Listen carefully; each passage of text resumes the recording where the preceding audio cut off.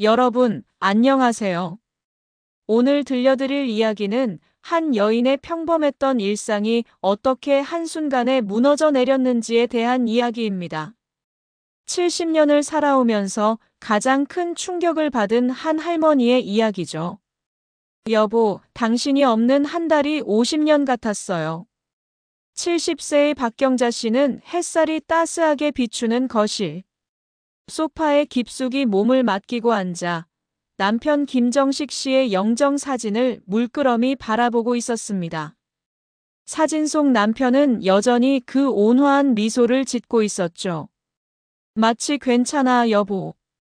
난 항상 여기 있어라고 말하는 것 같았습니다.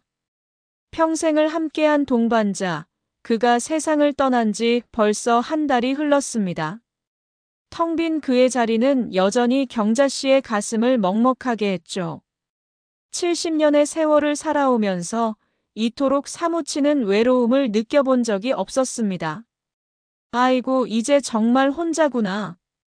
경자 씨는 한숨을 깊게 내쉬며 남편의 옷가지를 조심스럽게 손에 들었습니다. 남편의 냄새가 아직도 옷에 배어 있었어요.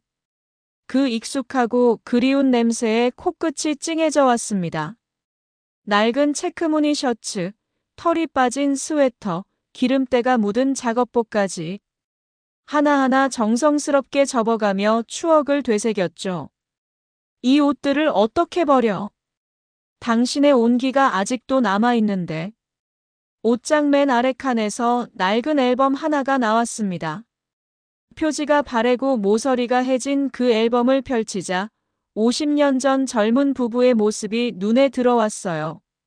20살간 넘은 경자와 22살의 정식이가 서로 어깨를 기대고 촌스럽지만 행복한 미소를 짓고 있었습니다. 참, 우리가 이렇게 젊었었구나. 그때는 가난했지만 참 행복했죠. 단칸방에서 라면 하나를 나눠 먹으며 언젠가 우리도 큰 집에서 살게 될 거야라고 손가락 걸고 약속했던 그 시절.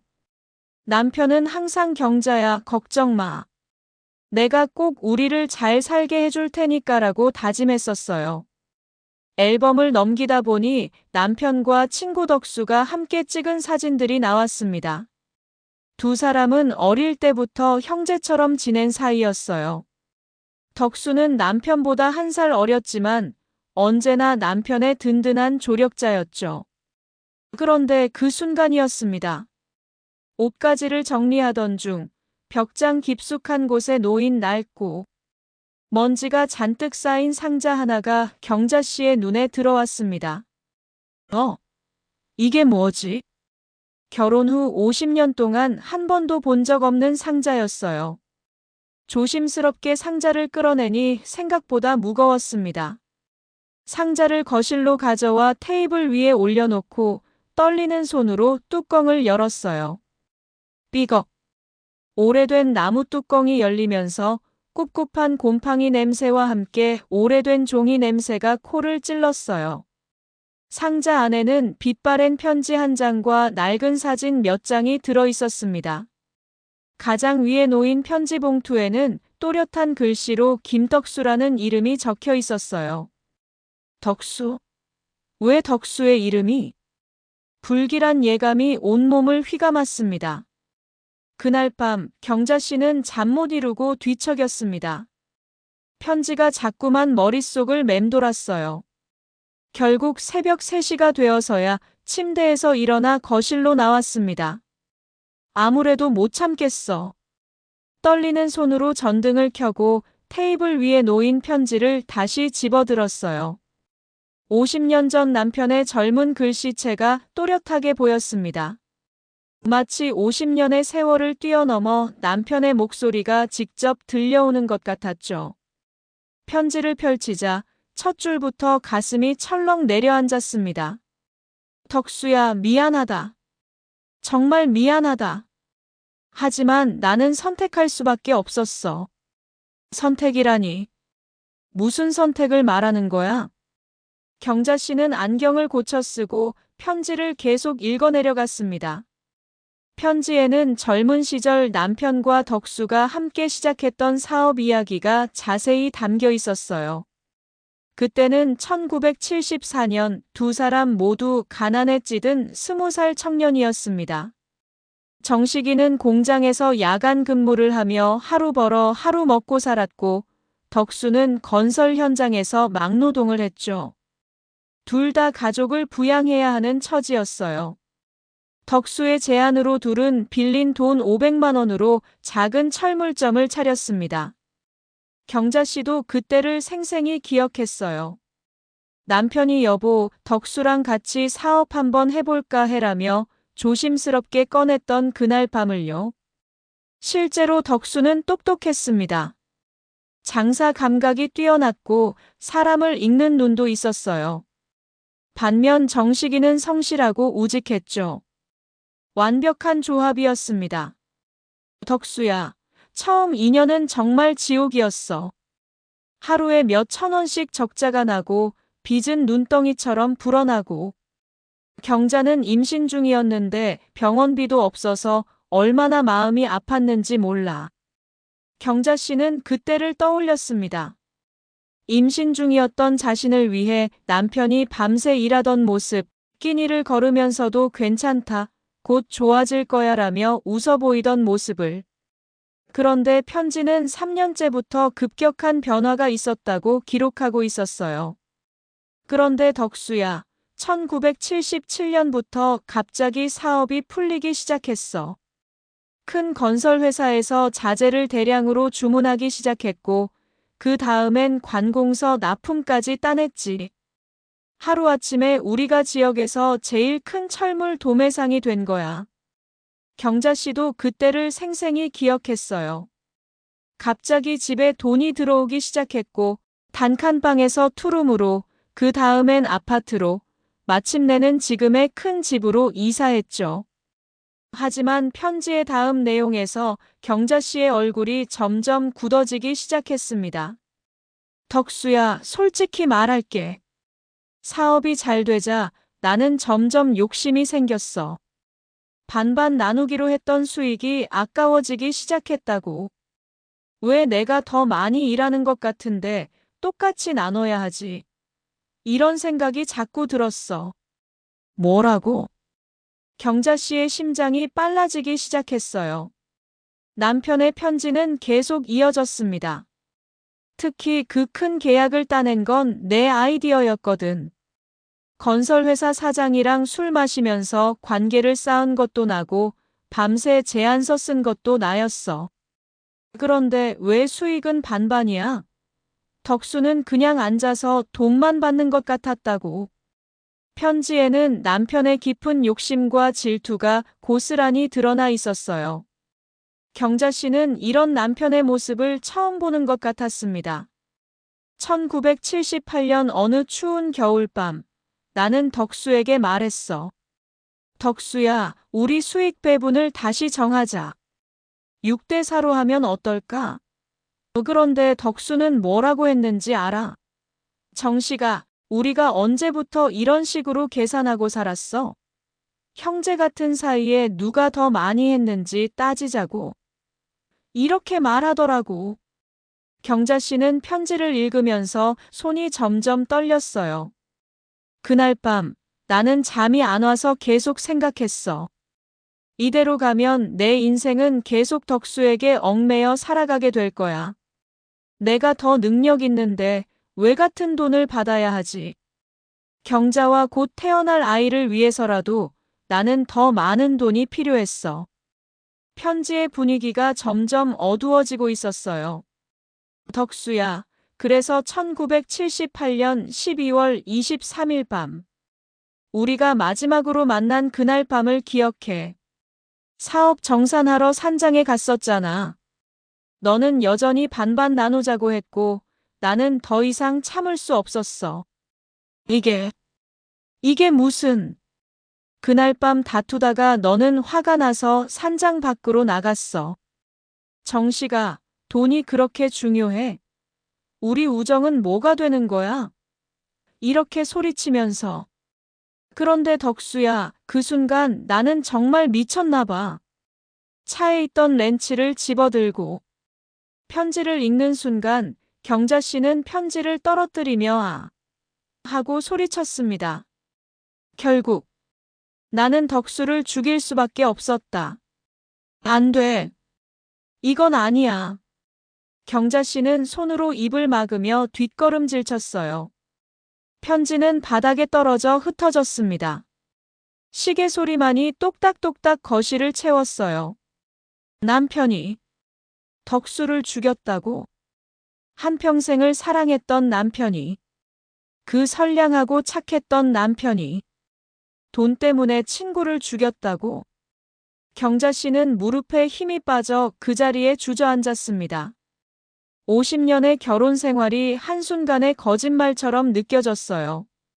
남편의 따뜻했던 미소, 가족을 위해 열심히 일했던 모습, 자상했던 아버지의 모습, 그 모든 것들이 거대한 죄 위에 세워진 허상이었단 말인가요?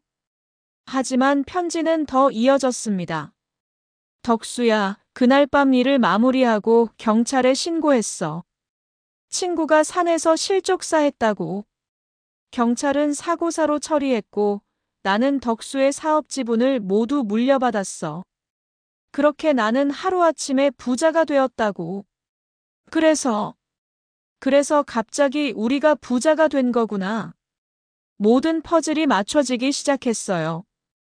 갑작스럽게 사업이 잘 되기 시작한 시기, 덕수가 사고로 죽었다는 소식, 그리고 남편이 혼자서 사업을 이어받게 된 것까지. 사고가 아니었어. 남편이 죽인 거였어. 덕수야, 미안하다. 정말 미안하다. 나는 내가 죽은 후 50년을 살면서 하루도 편안한 날이 없었어. 밤마다 내가 꿈에 나타나서 정씨가 왜 그랬어? 라고 물어봤거든. 나는 대답할 수가 없었어. 편지를 다 읽은 경자 씨는 바닥에 털썩 주저앉았습니다. 50년 동안 나는 살인자와 함께 살았던 거구나. 그 순간 지난 50년의 기억들이 주마등처럼 스쳐 지나갔어요. 남편이 가끔 보였던 어두운 표정, 덕수 이야기가 나올 때마다 보였던 어색한 미소, 그리고 밤중에 종종 들렸던 덕수야, 미안해라는 중얼거림. 모든 것이 이해되기 시작했어요. 남편이 왜 그렇게 자선 사업에 열심이었는지, 왜 교회에 그렇게 많은 헌금을 했는지. 모든 것이 죄책감 때문이었던 거죠. 경자 씨는 거실 바닥에 주저앉으며 오열했습니다. 지금까지 살아온 인생이 모두 거짓이었다는 생각에 견딜 수 없었어요. 다음 날 아침 경자 씨는 밤새 울어서 퉁퉁 부은 눈으로 거울을 바라봤습니다. 거울 속 자신의 모습이 낯설었어요. 마치 하룻밤 사이에 10년은 더 늙은 것 같았죠. 어떻게 살아가지? 세수를 하면서도 편지의 내용이 머릿속을 떠나지 않았어요. 이를 닦으면서도 세수를 하면서도 나와 함께 살아온 사랑했던 사람이 살인자라는 생각에 소름이 돋았습니다. 아침을 차려놓고도 먹을 수가 없었어요. 입에 들어가는 모든 음식이 모래처럼 느껴졌죠. 이 집, 이 음식, 이 모든 것들이 덕수의 죽음 위에 세워진 것이라는 생각에 목이 메었습니다. 내 남편이 정말 그런 일을. 오전 10시쯤 현관벨이 울렸습니다. 엄마, 저예요. 민수의 목소리였어요. 경자 씨는 화들짝 놀라며 테이블 위에 놓인 편지를 급히 침실로 가져가 옷장 깊숙이 숨겼습니다. 민수야, 왜 이렇게 일찍? 엄마, 어젯밤 일 때문에 걱정돼서 회사 반차 내고 왔어요. 새벽 3시에 불 켜져 있던 거 보고 잠이 안 왔어요. 문을 열어주니 민수가 걱정스러운 표정으로 서 있었어요. 40대 중반의 민수는 아버지를 많이 닮아 있었지만 어딘지 모르게 다른 구석도 있었습니다. 엄마, 얼굴이 왜 이래요? 밤새 우셨어요? 민수는 어머니의 얼굴을 자세히 살펴봤어요. 새빨갛게 부어오른 눈, 파리한 얼굴색, 그리고 어딘지 모를 불안한 기색. 분명 무슨 일이 있었다는 확신이 들었죠. 아무것도 아니야. 그냥 아버지 생각이 나서. 엄마, 솔직히 말씀해 주세요. 어젯밤에 뭘 보신 거예요? 분명히 뭔가 있었죠? 경자 씨는 아들의 예리한 눈빛을 피했어요.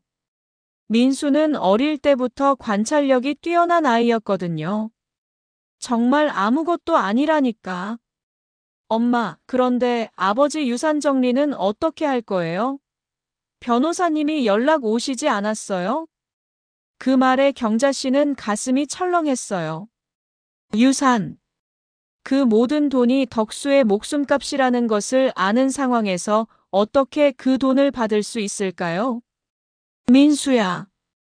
엄마는 아버지 재산을 모두 기부하려고 해. 네. 갑자기 왜요? 민수는 어리둥절했어요. 어머니가 평소에 그렇게 검소하고 현실적이었는데 갑자기 수십억 원의 유산을 기부한다니. 아버지가 그렇게 힘들게 모은 돈인데 왜 남에게 줘요? 엄마도 이제 혼자 사시는데 노후 자금이 필요하시잖아요. 그 돈은 우리가 가져서는 안 되는 돈이야. 무슨 뜻이에요? 아버지가 불법으로 번 돈이라는 말씀이세요? 경자 씨는 대답할 수 없었어요.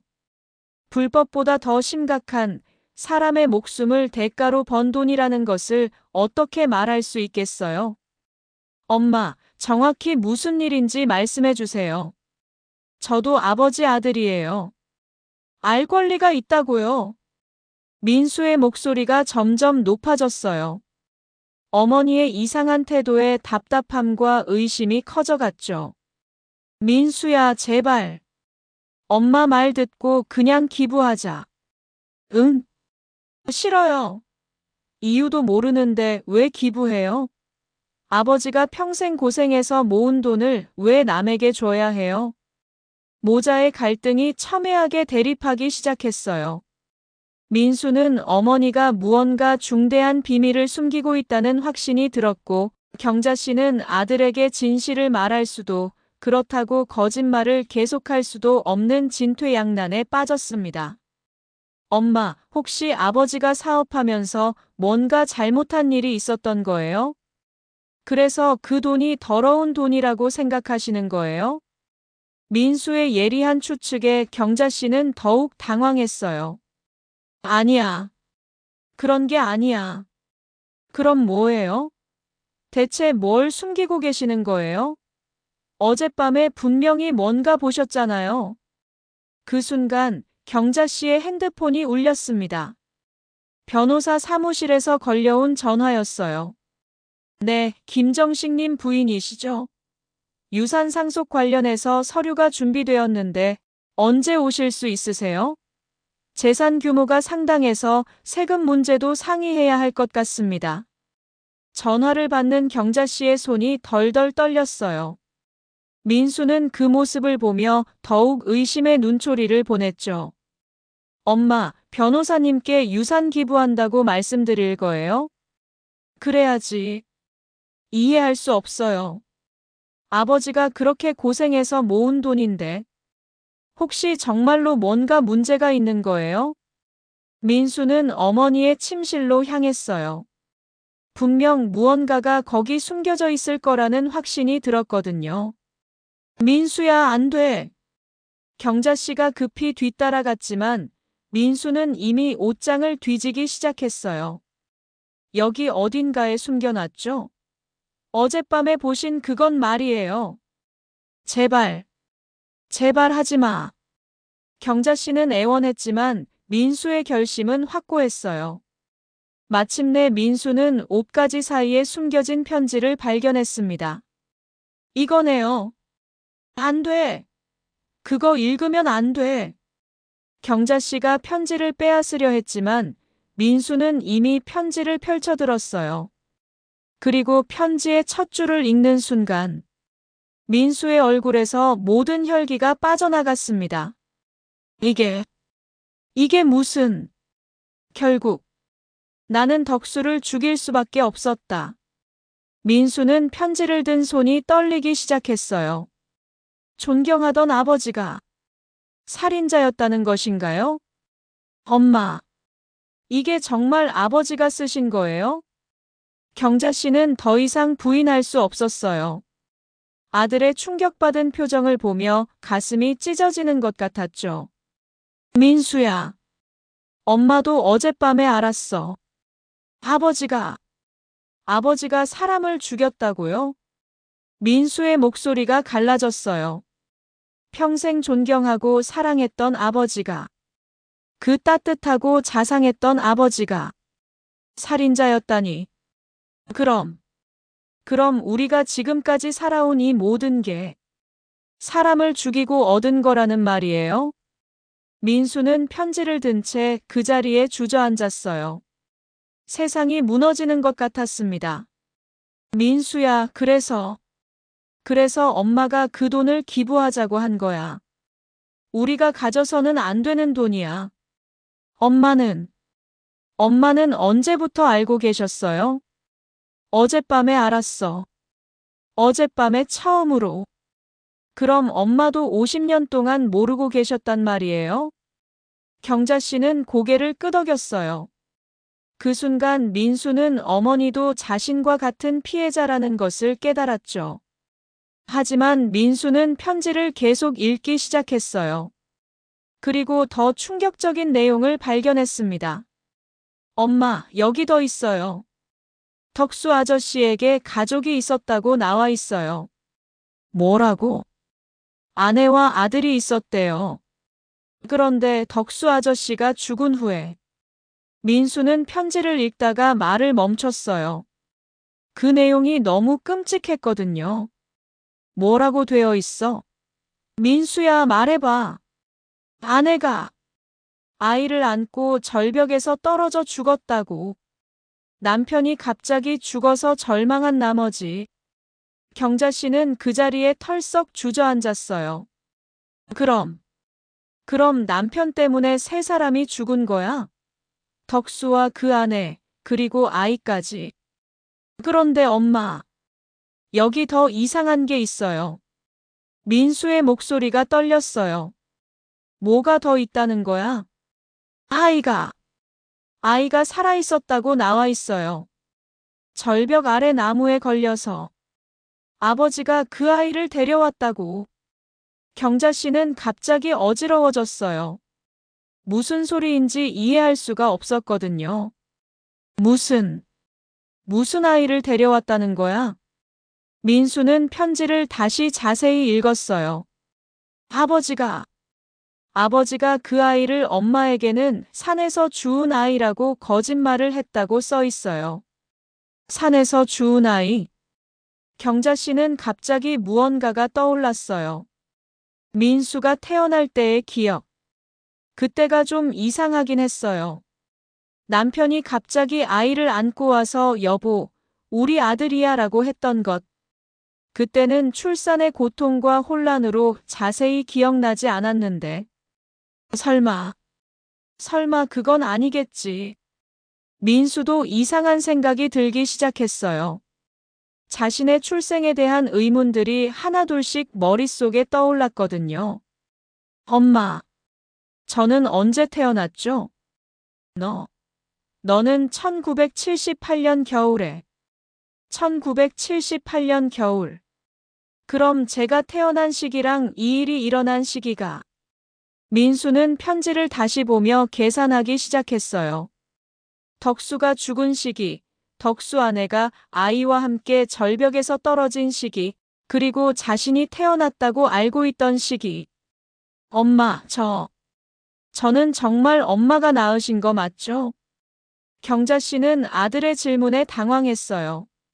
사실 민수가 태어날 때의 기억이 애매했거든요. 그때 자신이 정말 출산을 했었나? 아니면, 당연히 엄마가 낳은 거야. 하지만 경자 씨의 목소리에는 확신이 없었어요. 갑자기 의문이 들기 시작했거든요. 엄마, 제 출생신고서 있어요? 병원 기록이나 그런 건 왜 갑자기? 엄마, 혹시 저도 그 덕수 아저씨와 관련이 있는 건 아니죠? 민수의 질문에 경자 씨는 머리가 하얗게 변하는 것 같았어요. 사실 그동안 이상하다고 생각했던 점들이 하나둘씩 떠올랐거든요. 민수의 외모가 남편과 전혀 닮지 않았던 것, 성격도 남편보다는 다른 누군가를 닮은 것 같았던 것, 그리고 남편이 가끔 민수를 바라볼 때 보였던 복잡한 표정. 아니야. 설마 그럴 리가. 하지만 의심의 씨앗은 이미 마음속 깊이 뿌려져 있었어요.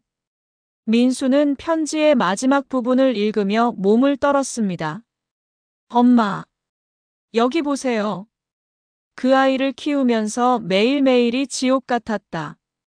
덕수의 얼굴이 그 아이에게서 자꾸 보였거든. 하지만 내가 죽인 덕수의 아들. 내가 책임져야 한다고 생각했다라고 되어 있어요. 이게 너에 대한 얘기인 거 아니야? 민수는 편지를 떨어뜨리며 벽에 등을 기댔어요.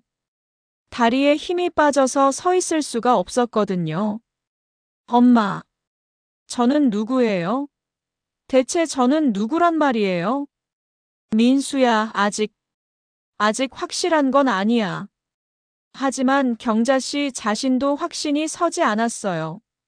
점점 더 많은 의문들이 머릿속에 떠올랐거든요. 엄마, 솔직히 말씀해 주세요.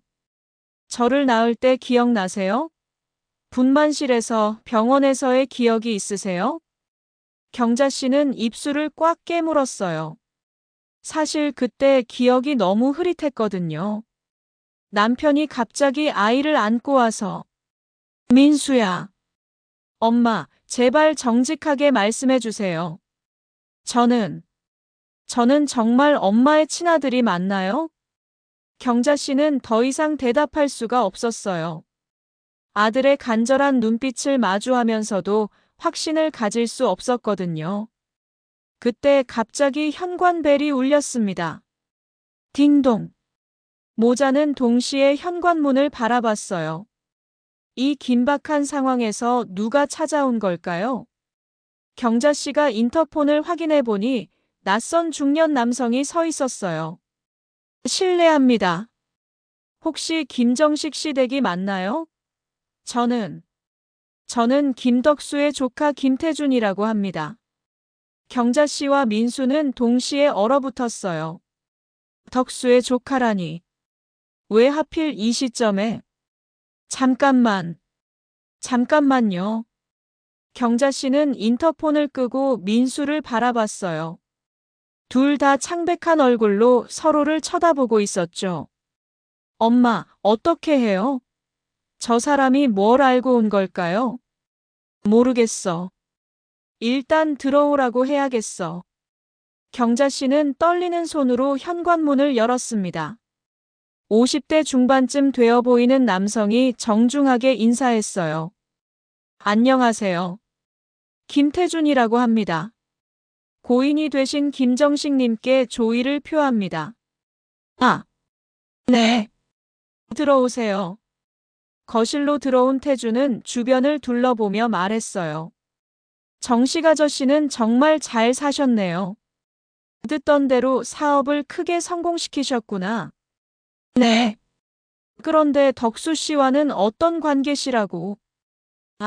저는 삼촌 덕수의 조카입니다. 삼촌이 돌아가신 후로 가족들이 뿔뿔이 흩어져서 그동안 연락을 못 드렸어요. 태준의 말에 경자 씨와 민수는 긴장했어요. 혹시 이 사람이 무언가를 알고 있는 건 아닐까요? 사실 정식 아저씨께 여쭤보고 싶은 게 있어서 왔는데 벌써 돌아가셨다니. 무엇을 여쭤보려고 하셨는데요? 삼촌 덕수가 돌아가시기 전에 같이 사업하셨잖아요. 그때 일에 대해서 좀 알고 싶어서요. 사실 저희 가족은 삼촌이 왜 갑자기 돌아가셨는지, 그리고 사업은 어떻게 된 건지 50년 동안 궁금했거든요. 경자 씨의 심장이 쿵쾅거렸어요. 이 사람이 진실을 찾고 있는 것 같았거든요. 그때 일은 저도 잘 모르겠어요. 남편이 자세히 말해주지 않아서. 그런가요? 근데 이상한 게 삼촌이 돌아가신 후에 정식 아저씨가 갑자기 사업을 크게 키우셨더라고요. 마치 삼촌 몫까지 다 가져가신 것처럼. 태준의 말에 민수가 벌떡 일어났어요. 잠깐, 그게 무슨 뜻이에요? 저희 아버지가 뭔가 잘못했다는 말씀이세요? 아닙니다. 그런 뜻이 아니라 단지 궁금해서요. 삼촌의 사업 지분이 어떻게 처리됐는지. 경자 씨는 민수가 흥분하는 것을 보며 더욱 불안해졌어요. 아들이 진실을 알고 있는 상황에서 이런 질문을 받으니. 민수야, 진정해. 하지만 민수는 이미 감정이 격해져 있었어요. 아버지가 살인자라는 충격적인 사실을 알게 된 상황에서 이제 외부인까지 나타나서 의심스러운 질문을 하고 있으니. 아저씨, 정확히 뭘 원하시는 거예요? 저희 아버지한테 뭔가 문제라도 있었다고 생각하시는 거예요? 태주는 민수의 격한 반응에 당황했어요. 아니에요. 그런 뜻이 아니라. 그럼 뭐예요? 50년이나 지난 일을 왜 지금 와서 파헤치려고 하는 거예요? 민수야, 제발. 경자 씨는 아들을 말렸지만 민수는 이미 통제가 안 되는 상태였어요. 아저씨, 혹시 저희한테서 뭔가 받아내려고 오신 건 아니죠? 아버지가 돌아가시니까 유산 노리고 온 거 아니에요? 무슨 말씀을? 저는 그냥 삼촌의 죽음이 궁금해서. 그때 태준이 가방에서 낡은 사진 한 장을 꺼냈어요. 사실, 이것 때문에 왔습니다. 사진을 보는 순간 경자 씨와 민수는 동시에 숨을 멈췄어요. 사진에는 젊은 덕수가 한 여자와 갓난아기를 안고 있는 모습이 담겨 있었습니다. 이건 삼촌의 가족 사진이에요. 삼촌에게는 아내와 아들이 있었거든요. 아들이. 경자 씨의 목소리가 떨렸어요. 네, 그런데 삼촌이 돌아가신 후에 삼촌 아내분도 아이와 함께 사고로 돌아가셨어요. 너무 슬퍼서 정신을 놓으셨나 봐요. 절벽에서. 태준의 설명에 민수는 더욱 충격을 받았어요. 편지의 내용과 정확히 일치했거든요. 그런데 이상한 게 아이의 시신은 발견되지 않았어요. 어머니만 발견됐거든요. 뭐라고요? 혹시 정식 아저씨가 그 아이에 대해서 뭔가 아시는 게 있을까 해서. 태준이 민수를 유심히 바라봤어요. 그리고 조심스럽게 입을 열었습니다. 실례가 안 된다면 민수 씨 나이가 어떻게 되세요? 저는 47세인데요. 47세. 그럼 1978년생이시네요. 경자 씨는 태준의 질문이 어디로 향하는지 알 것 같아서 온몸이 떨렸어요. 혹시 출생신고는 언제 하셨어요? 민수는 갑자기 무언가 깨달은 듯 태준을 똑바로 바라봤어요. 왜 그런 걸 물어보시는 거예요? 사실 제가 가지고 있는 자료에 따르면 삼촌의 아들도 1978년생이거든요. 그리고 태준은 다른 사진을 꺼냈어요. 갓난아기의 사진이었습니다. 이게 삼촌 아들의 어릴 때 사진인데 혹시 민수 씨와 닮지 않았나요? 사진을 본 순간 거실에 정적이 흘렀어요. 민수는 그 아기가 자신과 너무나 닮았다는 것을 부인할 수 없었거든요. 이게 무슨... 엄마, 이제 말씀해 주세요.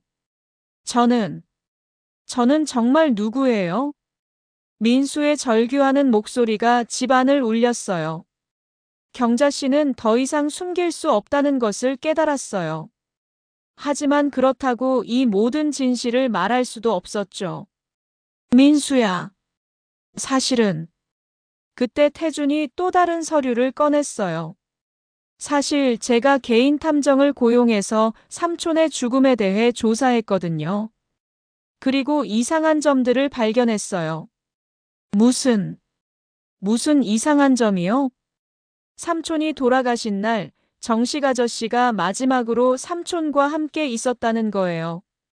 그리고 그 다음 날부터 사업 지분을 혼자 가져가셨고, 태준의 말에 민수는 완전히 무너져 내렸어요.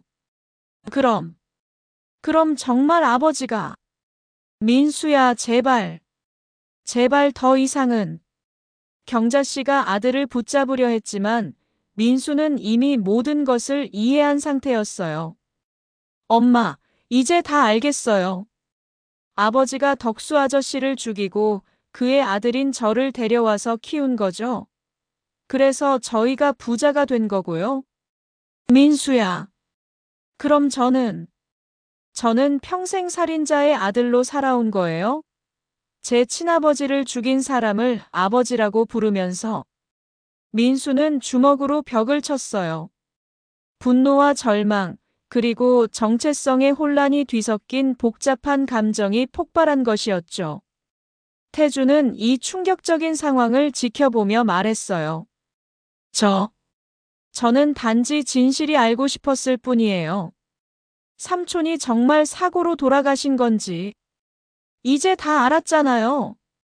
민수가 소리쳤어요. 저희 아버지가 당신 삼촌을 죽였어요. 그리고 저는 그 삼촌의 아들이에요.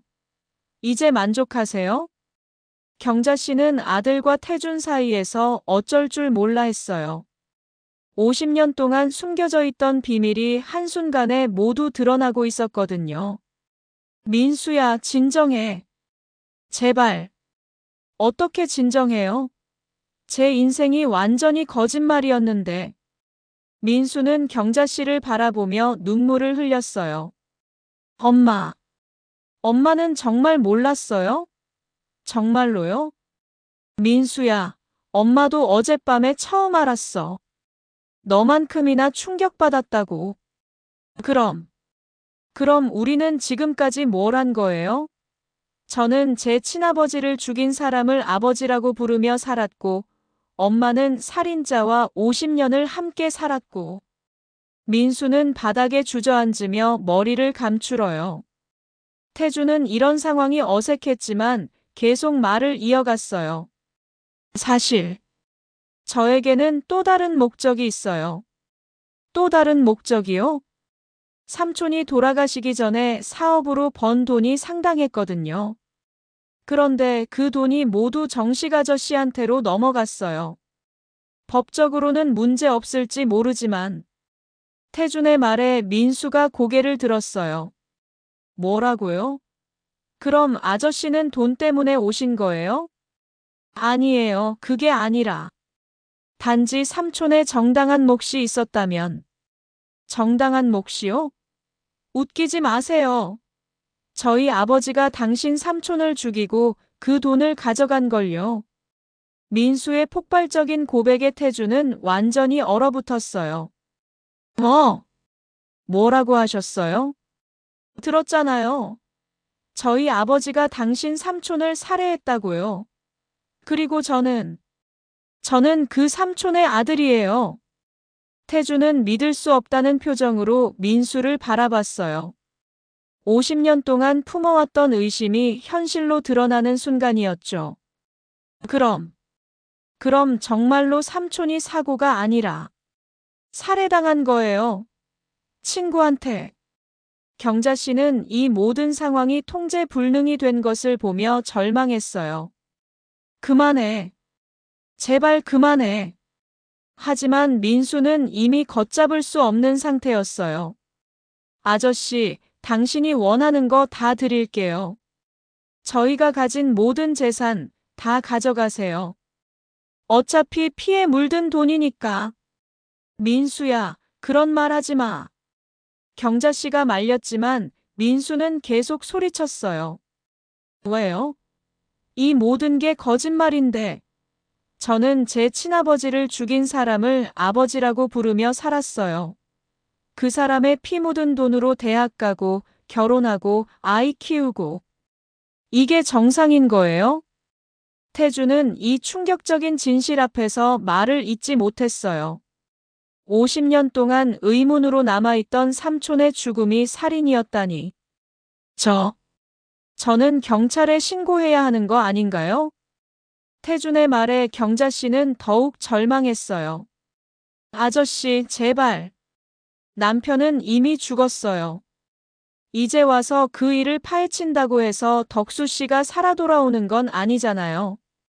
하지만 진실은 밝혀져야죠. 그럼 저는 어떻게 되는 거예요? 민수가 절규했어요. 저는 평생 거짓 이름으로 살아온 거예요. 제 진짜 이름도 모르고 제 친어머니도 모르고. 저는 대체 누구예요? 세 사람은 서로 다른 고통 속에서 대립하고 있었어요. 태주는 삼촌의 죽음에 대한 진실을 알고 싶어 했고, 민수는 자신의 정체성에 대한 혼란에 빠져 있었으며 경자 씨는 가족을 지키고 싶어 했습니다. 우리는 이제 어떻게 해야 하는 거야?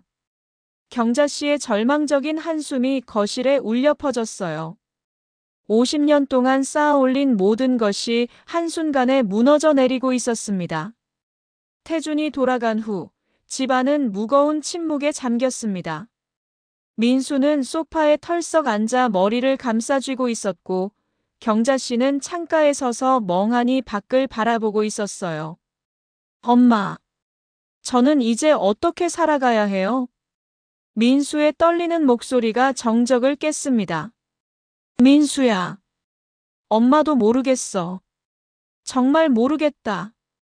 경자 씨는 지난 50년의 삶이 모두 거짓이었다는 현실을 받아들일 수가 없었어요. 그 착하고 성실했던 남편이 어떻게 그런 끔찍한 일을. 엄마, 저는 태준 아저씨 말이 맞다고 생각해요. 경찰에 신고해야 해요. 민수야, 그럼 우리는 어떻게 되는 거야?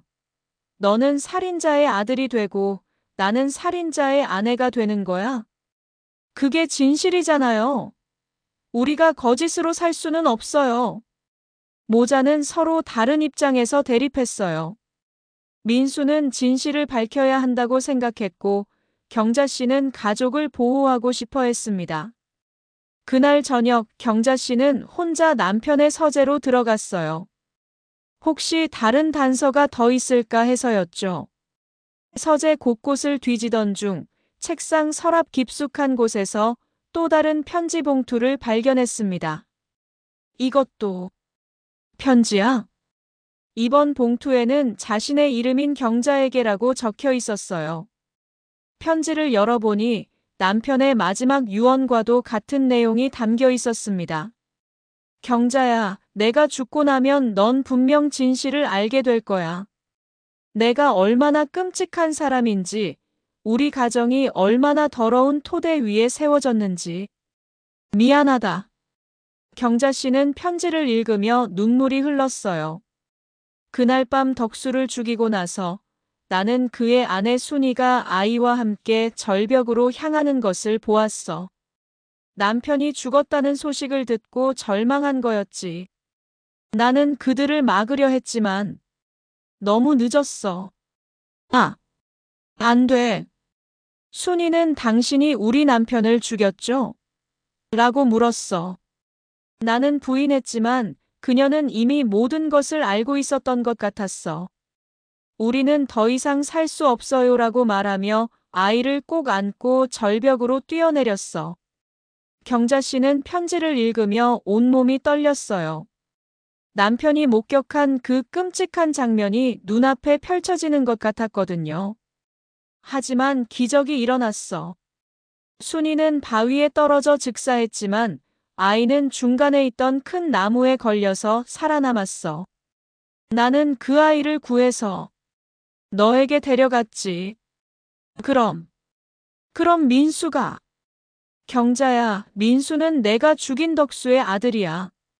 나는 그 아이를 키우면서 매일 지옥 같은 시간을 보냈어. 아이의 얼굴에서 덕수가 보였거든. 하지만 내가 죽인 덕수의 아들을 내가 책임져야 한다고 생각했어. 경자 씨는 편지를 읽으며 무릎이 꺾여 바닥에 주저앉았어요. 그럼 내가 50년 동안 키운 민수가 남편이 죽인 친구의 아들이었다는 거야? 편지는 계속 이어졌습니다. 경자야, 너는 정말 좋은 어머니였어. 민수를 친아들처럼 사랑해줬고 한 번도 의심하지 않았지.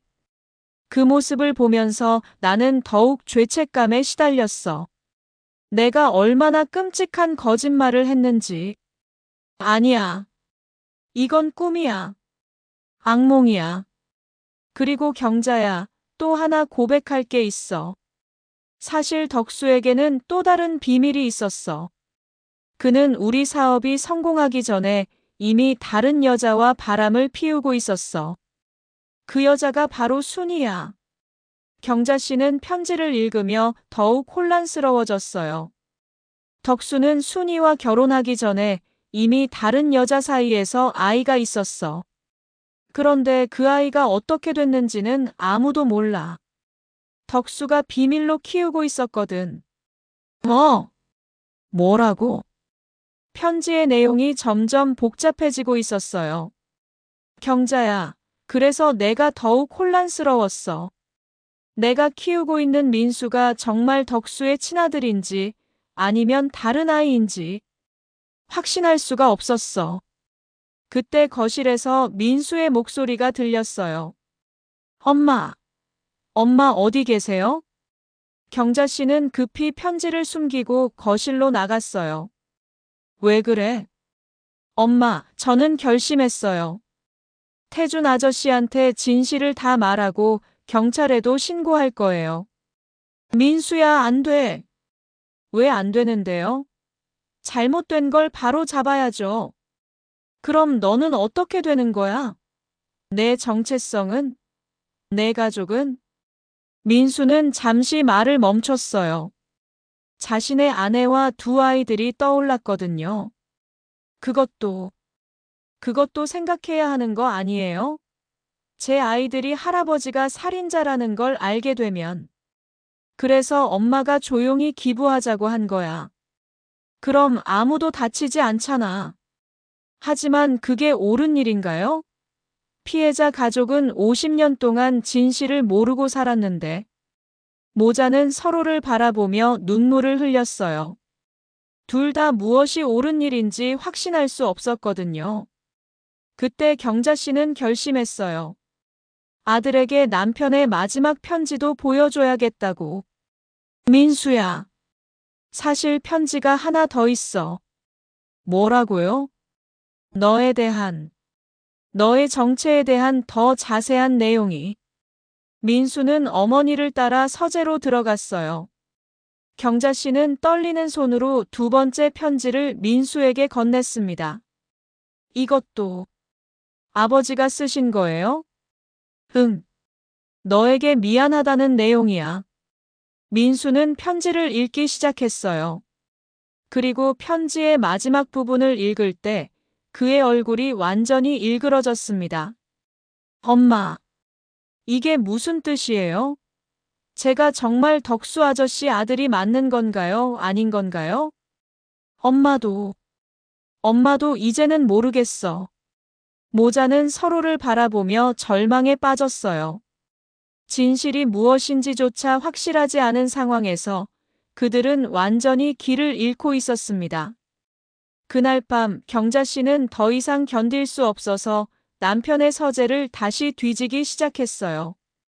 분명 어딘가에 더 많은 단서가 숨겨져 있을 거라는 생각이 들었거든요. 남편, 당신은 대체 얼마나 많은 걸 숨겨왔던 거야? 책장 뒤편 벽 틈새에서 작은 봉투 하나를 더 발견했습니다. 봉투는 다른 편지들보다 훨씬 두꺼웠어요. 안에는 여러 장의 사진과 병원 진료 기록, 그리고 또 다른 편지가 들어 있었습니다. 첫 번째 사진을 보는 순간 경자 씨는 숨이 막혔어요. 사진에는 젊은 덕수가 임신한 여자와 함께 서 있는 모습이 담겨 있었습니다. 그런데 그 여자는 순이가 아니었어요. 이 여자는 누구지?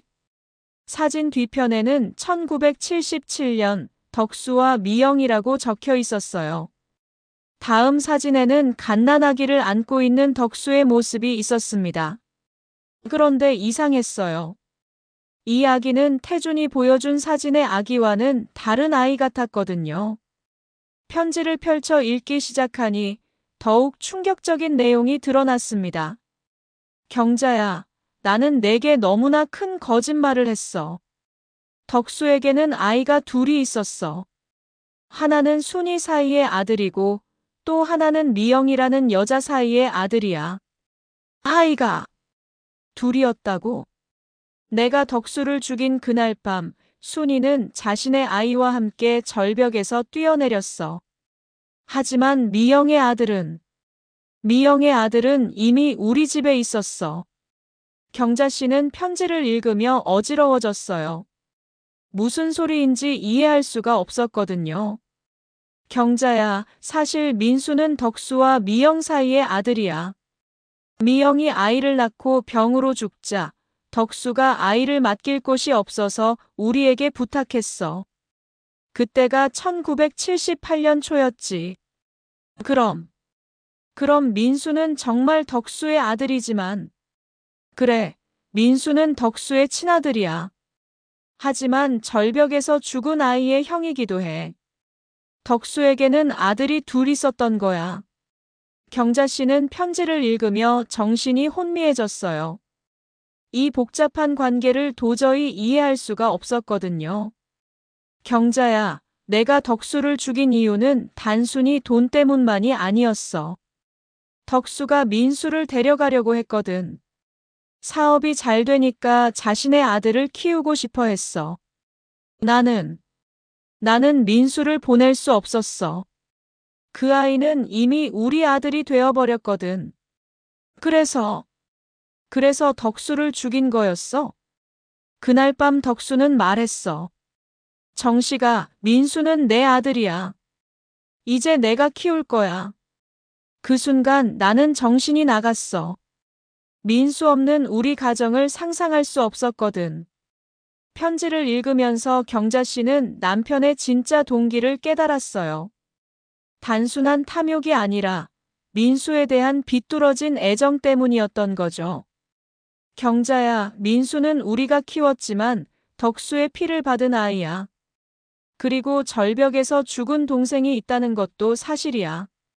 내가 두 형제를 모두 고아로 만든 거야. 그때 서재 문이 열리며 민수가 들어왔어요. 엄마, 뭐 하세요? 또 편지 읽고 계시는 거예요?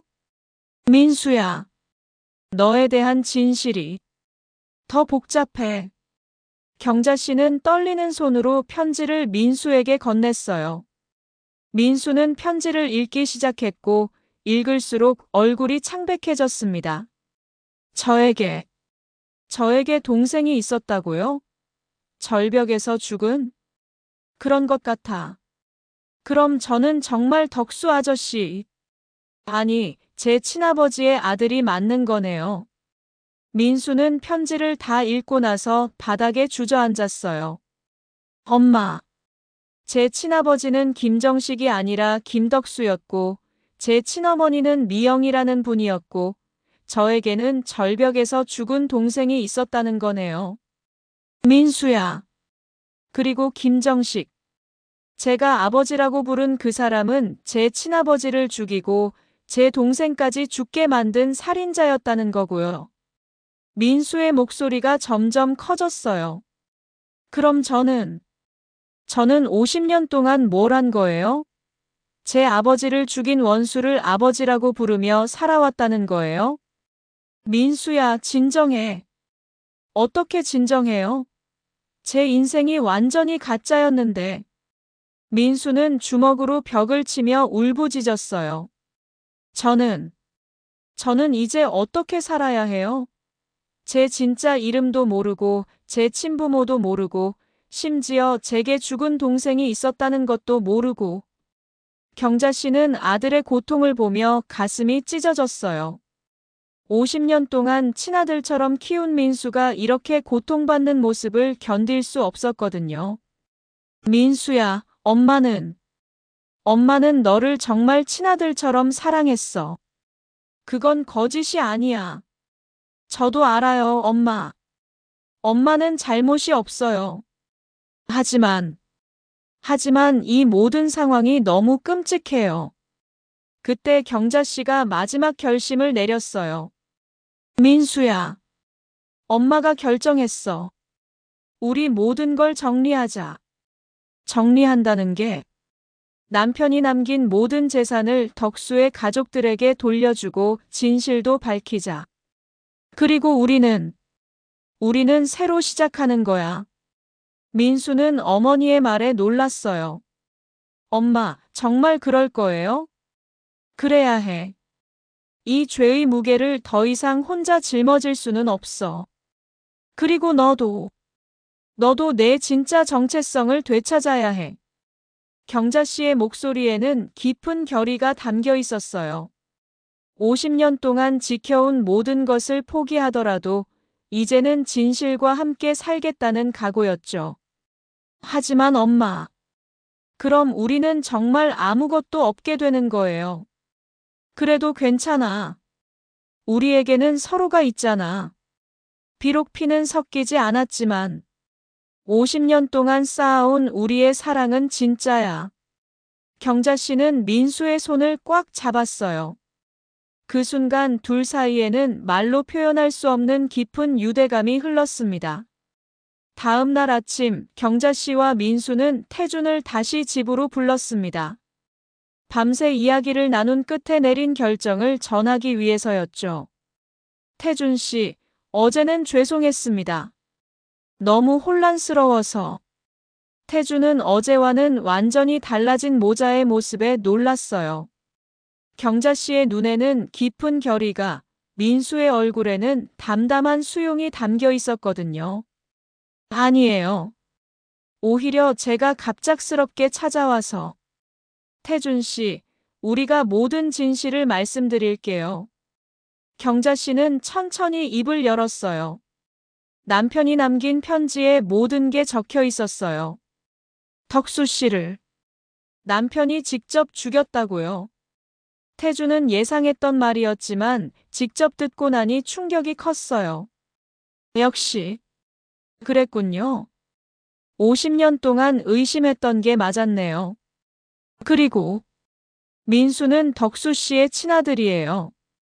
남편이 데려와서 우리가 키운 거예요. 민수가 고개를 숙이며 말했어요. 태준 아저씨, 저는 당신의 사촌형이었네요. 50년 동안 모르고 살았지만 태준은 민수를 바라보며 눈물을 흘렸어요. 50년 만에 찾은 혈육이었거든요. 민수야.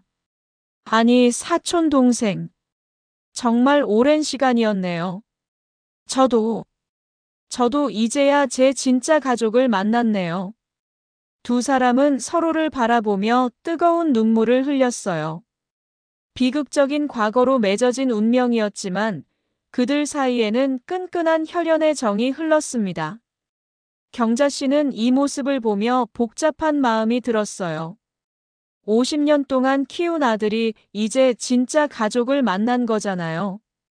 혹시 민수가 자신을 떠날까봐 두려웠습니다. 엄마, 걱정하지 마세요. 민수가 경자 씨의 마음을 알아챈 듯 말했어요. 엄마는 제게 세상에서 가장 소중한 분이에요. 피는 섞이지 않았지만 50년 동안 저를 키워주신 진짜 어머니시니까요. 민수야. 태준 형, 저는 이 어머니를 떠날 생각이 없어요. 저에게는 두 개의 가족이 있는 거예요. 잃어버린 혈육인 형과 저를 키워주신 엄마요. 태준도 고개를 끄덕였어요. 당연하죠. 50년 동안 키워주신 은혜를 어떻게 잊을 수 있겠어요. 저도 이제부터는 어머니라고 불러도 될까요? 그래도 되나요? 경자 씨는 태준의 말에 눈물이 났어요. 하루아침에 아들 하나가 더 생긴 기분이었거든요. 어머니, 저희는 이제 어떻게 해야 할까요? 태준이 조심스럽게 물었어요. 경자 씨는 깊게 숨을 들이쉬고 말했어요. 남편이 남긴 모든 재산을 정리해서 자선단체를 만들 거예요. 자선단체요? 네. 덕수 씨와 그 가족들을 위한 추모재단을 만들고 고아들과 홀부모 가정을 돕는 일을 하려고 해요. 그게 남편의 죄를 씻는 유일한 방법인 것 같아요. 민수가 어머니의 손을 잡았어요.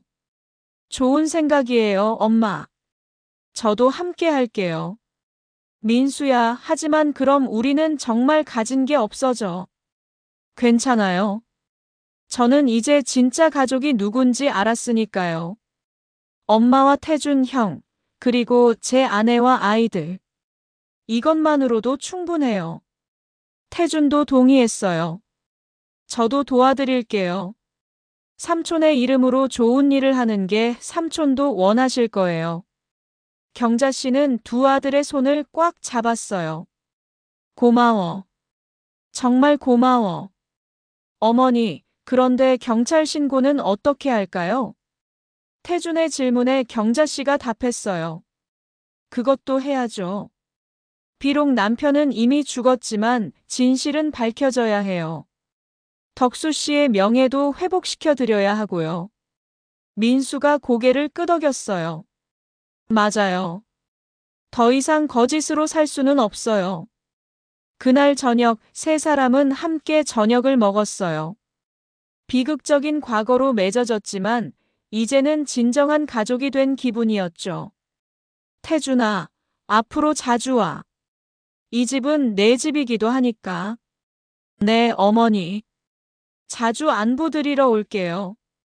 민수야, 내 아내와 아이들에게도 이 이야기를 해야 할까? 천천히 할게요, 엄마.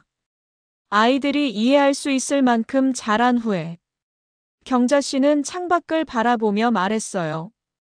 참 많은 일이 있었네. 하지만 이제는 마음이 한결 가벼워진 것 같아. 저도요, 엄마. 비록 충격적인 진실이었지만 이제는 진짜 제가 누군지 알게 됐어요. 민수는 어머니의 어깨에 머리를 기대며 말했어요. 엄마, 제가 비록 엄마가 낳은 아들은 아니지만 엄마는 제게 세상에서 가장 소중한 분이에요. 그건 절대 변하지 않을 거예요. 민수야, 너도 엄마에게는 세상에서 가장 소중한 아들이야. 피가 섞였든 안 섞였든. 태준도 이 모습을 보며 감동했어요. 정말 아름다운 가족이에요. 비극으로 시작됐지만 이제는 진정한 사랑으로 이어진. 태준아, 너도 이제 우리 가족이야. 경자 씨의 말에 태준도 눈물을 흘렸어요. 네, 어머니. 감사합니다. 세 사람은 서로를 끌어안으며 비로소 진정한 평화를 느꼈어요. 50년 동안 숨겨져 있던 비밀이 모두 드러났지만 그들은 서로에 대한 사랑으로 이 모든 시련을 이겨낸 것이었습니다. 이제 정말 새로 시작할 수 있겠네. 경자 씨의 얼굴에는 오랜만에 평온한 미소가 떠올랐어요. 6개월 후. 덕수야, 미안했어. 이제야 제대로 된 일을 하는 것 같아. 경자 씨는 새로 설립한 김덕수 희망재단 사무실에 앉아 남편의 영정 사진을 바라보며 중얼거렸어요. 사진 옆에는 덕수의 젊은 시절 사진도 나란히 놓여 있었습니다. 어머니, 오늘 고아원에서 연락 왔어요. 이번 달 후원금으로 아이들이 정말 좋아한다고 하네요. 태준이 밝은 표정으로 보고했어요. 그는 이제 재단의 실무를 맡아 성실하게 일하고 있었습니다. 태준아, 고마워. 내가 없었으면 재단 운영이 힘들었을 거야. 민수도 퇴근 후에는 항상 재단에 들러 도움을 주고 있었어요. 엄마, 오늘 새로운 지원 신청이 또 들어왔어요. 우리 재단이 정말 많은 사람들에게 희망이 되고 있네요. 그래, 이게 우리가 해야 할 일이야. 1년 후 김덕수 희망재단은 지역에서 가장 활발한 자선단체가 되었어요. 매월 수백 명의 아이들과 어려운 가정들이 도움을 받고 있었죠. 재단 개소식에서 경자 씨가 마이크를 잡고 말했어요. 저희 재단은 제 남편과 그의 친구 덕수 씨의 이름으로 설립되었습니다. 어려운 이웃들에게 작은 희망이 되고자 합니다. 박수가 터져 나왔고 객석의 민수와 태주는 자랑스러운 표정으로 어머니를 바라봤어요. 어느 봄날 세 가족은 함께 덕수의 묘소를 찾았어요. 덕수 씨, 늦었지만 이제야 찾아뵙네요. 경자 씨가 무릎을 꿇고 절했어요. 당신 아들 민수는 제가 잘 키웠어요. 이제는 당신의 이름으로 많은 사람들을 돕고 있답니다. 민수가 어머니 옆에서 말했어요. 아버지, 친아버지, 늦게나마 인사드려요. 저는 김민수로 살겠어요. 어머니가 지어주신 이름이니까요. 태준도 함께 절을 했어요. 삼촌, 이제야 진실을 알게 됐어요. 삼촌의 이름으로 좋은 일들을 많이 하고 있어요. 묘소를 떠나면서 경자 씨가 말했어요. 우리 정말 새로운 가족이 되었네. 차 안에서 민수가 어머니의 손을 잡았어요. 엄마, 처음엔 모든 게 끔찍했지만 이제는 정말 감사해요. 진짜 가족이 뭔지 알게 됐으니까요. 민수야, 너는 엄마의 자랑이야. 피는 안 섞였지만 세상에서 가장 소중한 아들이야. 태준이 뒤에서 말했어요. 저도 이제 진짜 가족을 얻었어요. 어머니와 민수 동생, 삼촌이 하늘에서 기뻐하실 거예요. 그날 저녁 집에 돌아와서 경자 씨는 남편의 영정 사진 앞에 섰어요. 남편, 당신이 남긴 죄의 무게가 너무나 무거웠지만 이제는 모든 것을 내려놓겠어요. 경자 씨의 눈에서 흐르는 눈물은 더 이상 슬픔이 아닌 용서와 새로운 시작을 알리는 눈물이었어요. 우리는 이제 진실과 함께 살 거예요. 당신의 죄를 우리가 평생에 걸쳐 갚아나갈게요. 창밖으로는 따뜻한 봄바람이 불어왔고 멀리서 아이들의 웃음소리가 들려왔어요. 50년 동안 숨겨져 있던 끔찍한 비밀이었지만 그 비밀을 마주하고 용서하며 새로운 사랑을 만들어낸 가족. 경자 씨는 비로소 진정한 평화를 느꼈어요. 거짓 위에 세워진 50년의 삶을 뒤로하고 진실과 사랑으로 새롭게 시작하는 인생의 후반부. 이제 정말 새로운 시작이야. 경자 씨의 얼굴에 떠오른 미소에는 지난 모든 고통을 이겨낸 승리자의 평온함이 담겨 있었습니다. 오늘 이야기 재미있게 들으셨나요? 재미있게 들으셨다면 구독과 좋아요 부탁드립니다. 감사합니다.